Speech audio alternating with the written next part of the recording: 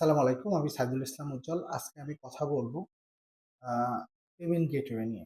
তো পেমেন্ট গেটওয়েটা হচ্ছে খুবই প্রয়োজনীয় একটা জিনিস, যেটা কিনা আমরা যারা বিভিন্ন ধরনের ওয়েবসাইট ডেভেলপ নিয়ে কাজ করে থাকি, বা যারা বিভিন্ন ধরনের অনলাইনে বেচাকেনা করে থাকি, অর্থাৎ ই-কমার্স এর মাধ্যমে, বা যেকোনো একটা ওয়েবসাইটের মাধ্যমে, বা বিভিন্ন ধরনের ওয়েবসাইট বা অ্যাপ্লিকেশন আছে যেখানে বিভিন্ন ধরনের কাস্টমার বা ক্লায়েন্ট অনলাইনে তারা পেমেন্ট করতে চায়। তো তাদের জন্য মূলত আসলে পেমেন্ট গেটওয়েটা খুব ইম্পোর্টেন্ট একটা বিষয়। তো বাংলাদেশের ক্ষেত্রে সেই ক্ষেত্রে হয় কি, যে আমরা বাংলাদেশে যদি এরকম থাকে যে কাস্টমাররা যারা কিনা বা ক্লায়েন্ট আমার বাংলাদেশ থেকে শুধুমাত্র পেমেন্ট করতে চান, তাদের জন্য বাংলাদেশে কিছু হচ্ছে পেমেন্ট গেটওয়ে আছে।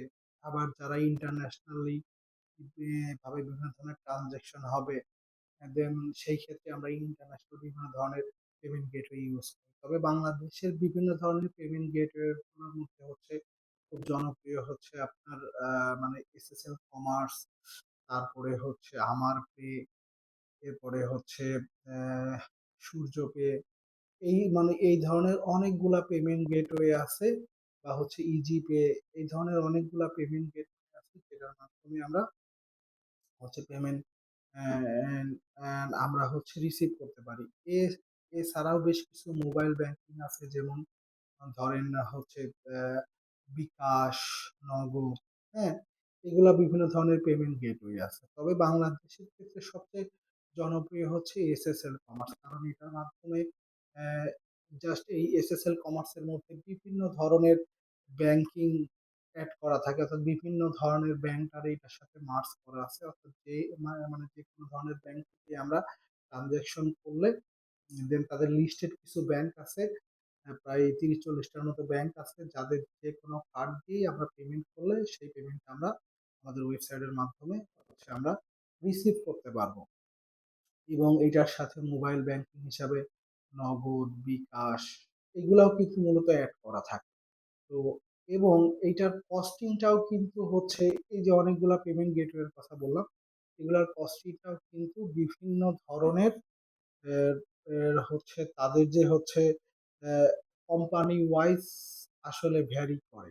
তবে আহ, সর্বনিম্ন 1.2%, অর্থাৎ হচ্ছে মানে ১০০ টাকা ট্রানজেকশন করলে ১ টাকা ২০ পয়সা থেকে ৫ টাকা পর্যন্ত ফি হয়ে থাকে। এটা বিভিন্ন আসলে পেমেন্ট গেটওয়ে এর উপরে নির্ভর করে।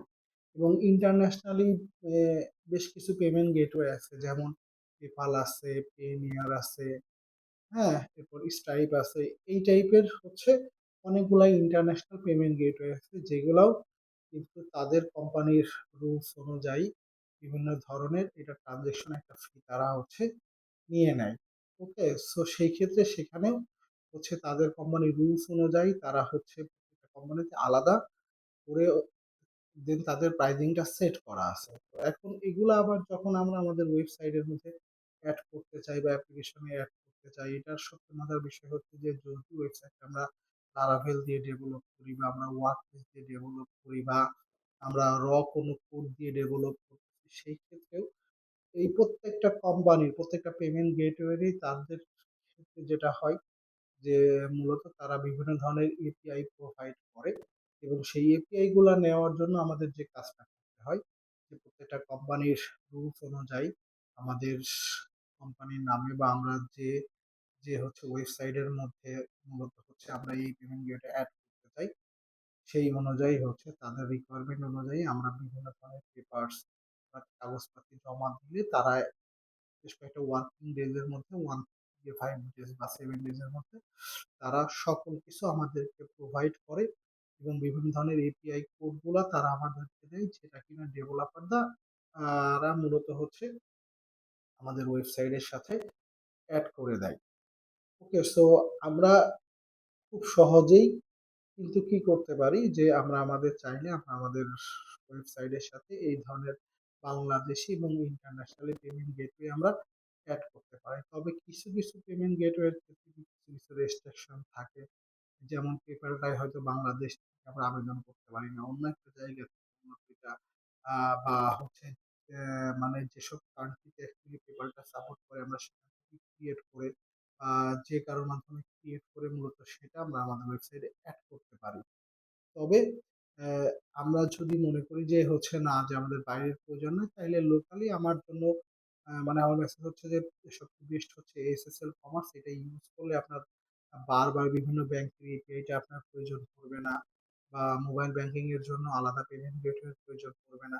সেই ক্ষেত্রে মূলত হচ্ছে যে এসএসএল কমার্সটা আমরা ইউজ করতে পারি এবং আরেকটা কথা হচ্ছে ওই আপনার অ্যাপ্লিকেশনটা বা আপনার ওয়েবসাইটটা যেটা দিয়েই ডেভেলপ হোক না কেন সেই ক্ষেত্রে আমরা আমাদের পেমেন্ট গেটওয়েটা এড করার জন্য তার সমস্ত হেল্পটা বা হচ্ছে ডকুমেন্টেশনটা সেই কোম্পানি আমাদেরকে প্রোভাইড করে, যেটা কিনা ডেভেলপাররা দেখে খুব সহজে স্যান্ডবক্সের মাধ্যমে মূলত হচ্ছে আমাদের ওয়েবসাইটটাতে হচ্ছে এড করে এবং পরবর্তীতে এই স্যান্ডবক্সের মাধ্যমে তারা হচ্ছে বিভিন্ন ধরনের টেস্টিংটা করতে পারে। তো এই সম্বন্ধে যদি আপনাদের কোনো আ আ পরামর্শ প্রয়োজন হয় তাইলে আমার সাথে যোগাযোগ করুন। ইনশাআল্লাহ আমি আরো পরামর্শ দিতে পারবো এবং নিশ্চয় চেষ্টা করব এই টপিকসটার উপরে গোছায় সুন্দর করে একটা ভিডিও তৈরি করে দেওয়ার জন্য।